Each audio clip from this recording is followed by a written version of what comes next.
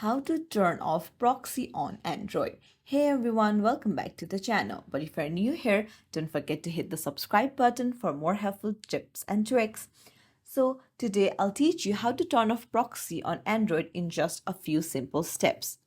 So in this video, we'll specifically look at how to disable the proxy using the Turbo VPN. So it's also similar for other VPN applications as well. So let's jump right in. First, open your VPN proxy app and then skip the ad and then tap to connect it. Now, once it is connected, you can use whatever you want on this app that needs VPN to access. Now, after you are done using the VPN, what you have to do is go to the app again and click on the cross sign and tap on disconnect. And there you go, your VPN or your proxy has been turned off.